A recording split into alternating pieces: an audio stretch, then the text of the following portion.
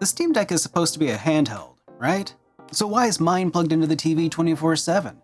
Well, in the last 3 months, I've turned it into the ultimate gaming console, not with mods, but by ignoring what it was supposed to be and just using it to fill the console-shaped hole in my living room. Because about 2 years ago, I bought a Steam Deck because everyone told me that it was such a game changer. And considering the pun involved, such a statement had to be true, right? And for a while, I picked it up, played around with it on trips, and eventually put it on a shelf one day and kind of forgot about it for a long time.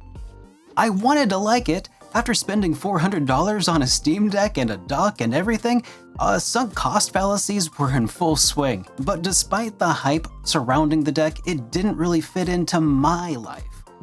Until I started it using the wrong way. I wanted to play Baldur's Gate 3, and because of the fact that the collector's edition is exorbitantly priced and the PlayAsia version is censored, I refused to buy either as a man of principle and finite monetary resources. So the PC was the only reasonable choice for me. But I wanted to play co-op with my wife. My gaming PC is in my office, and that's just not conducive to a multiplayer gaming experience. And that's when it hit me. I have a Steam Deck. Again, though, it's not exactly conducive to a multiplayer experience. Or is it? When I bought my Steam Deck, I had the foresight of getting the dock with it, mainly because I figured if I ever wanted to capture footage of the deck in action, I'd need to have some sort of HDMI output available. Using that dock, I was able to hook up the Steam Deck to a TV, plugged in a couple of PS5 controllers, and then boom, Robert's your father's brother, right? Well, yeah, kinda, actually. If you're sticking with indie titles or older PC games like Trails in the Sky or something, this would be just fine for most people. But I wanted to play Baldur's Gate 3, and that didn't really look so great. If you're used to playing Switch games on a TV, then you probably wouldn't be too disappointed, but with the text being small and blurry and visuals were rough, for me and Amy to co-op this very long RPG, I knew this needed more work. I needed something more readable and maybe something smoother in the frame rate department. I knew there had to be a better way. Enter game streaming. No, hold up, don't click away. I promise this is where it starts to get really good. Game streaming is a cool technology whose reputation has been thoroughly dragged through the mud by subpar, over-the-internet, half-baked implementations by anti-consumer corporations. Companies trying to offer the bare minimum experience for the cost of a premium monthly subscription service. But the underlying technology is actually really good when you're the one in control. The real hurdle with game streaming is latency. That's the delay between when you push a button on your controller and that signal goes out through the internet to wherever. The computer on the other end processes that button press and then sends the updated video signal, and finally pumps the updated pixels to your TV screen. Streaming over the internet adds a lot of latency, and even with good Wi-Fi, you're gonna have a rough time unless you're playing a turn-based game. But if you stream over your local network, it suddenly feels like your PC and TV are in the same room, because, well, relatively speaking, they are. So remember way back when I said to avoid getting Kingdom Hearts games on the Nintendo Switch because they were streamed games? Well, the Switch's Wi-Fi and processing just are not up to snuff to make it an enjoyable action game experience, game ownership issues aside, and those are some big issues. But you don't have to stream your games over the internet. You can stream them locally from your PC or other device straight to your Steam Deck over your local network. That signal never leaves your home. That shortens the proverbial extension cord to the point where the latency becomes negligible. The signal from your computer never leaves your house, which makes the round-trip latency practically nothing at all. At least if you're a fan of single-player action RPGs and JRPGs and such, which is my bread and butter if you hadn't already gathered that much already.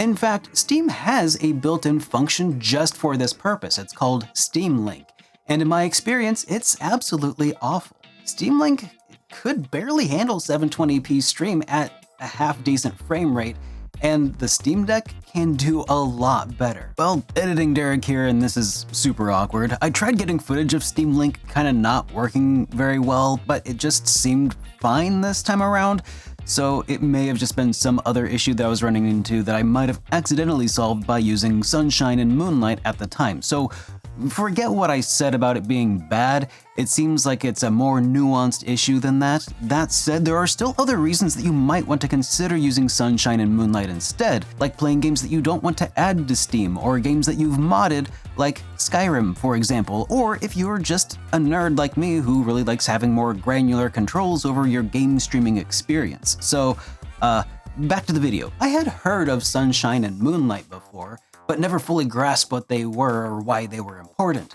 Sunshine is a lightweight service that you can install on your gaming PC. It does everything that Steam Link tries to do, only with higher quality and way more control. Moonlight is the receiving program or client that runs on the Steam Deck that plays back the video and handles my controller inputs. Because of my dock and TV specs and network connection to this part of my home, I'm not ever going to see a frame rate over 60, but that's just fine for 4K single-player experiences, and as a console gamer, let's face it, we're all pretty much used to that by now anyway. But if you don't have a gaming PC, you could look into another program called Chiaki. It lets you stream games from your PlayStation 4 or PlayStation 5 to your Steam Deck instead. Maybe you want to play on the TV in your bedroom, or maybe play the PlayStation 5 in handheld mode. Or maybe you want to keep your PS4 in the basement so you can hear the TV speakers over the sound of the PS4's fan. You could also probably do something similar for game streaming with a cheap Dell or HP thin client, if the deck is just too rich for your blood. I get that.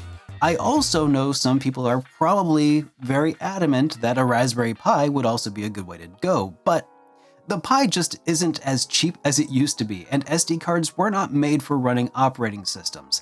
They have a habit of self-destructing after a while of running on a Pi, so a purpose-built thin client with an NVMe drive will cost about the same, but provide a far more reliable experience. So if you have more time and tech experience than money, I recommend looking into that maybe instead. Let me know if you'd like a video explaining that concept a little more down the road. But the way I see it, a lot of console gamers really don't need a handheld gaming PC. They have a Switch for that itch. What we need is a dedicated console of sorts that has a simple user interface for buying and playing those cheap and fun indie RPGs.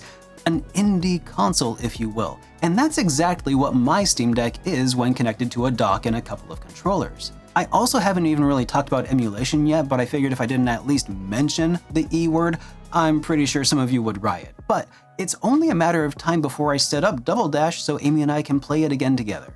But you know I won't be showing any footage of that on this channel. I'm not trying to sell you a Steam Deck. They're selling themselves plenty fine on their own. In fact, I still 100% stand by everything that I said in my Steam Deck for RPG-loving cheapskates video. The Anbernic RGA353M I picked up a couple of years ago is still the perfect little handheld for me because it's a powerful little emulation machine that does actually fit into my pocket. It's been with me on a couple of trips so far and has served me very well, but I'm sure there are even better options available today. I'd be more than happy to tell you more about it in this video. So yeah, I had a Steam Deck collecting dust, but now it's my most used console playing PC and PS5 games and indie titles that I'd been ignoring, and even using it to watch videos when my Roku TV's apps suddenly stopped working. And if you've got one laying around or even a decent older laptop, this could be your new favorite way to play RPGs too. If enough of you are interested, I'll make a full setup tutorial, so get subscribed, follow me on Twitch, and let me know in the comments what would you like to see in an indie console. I'll see you guys in the next one. Have a great day, everyone.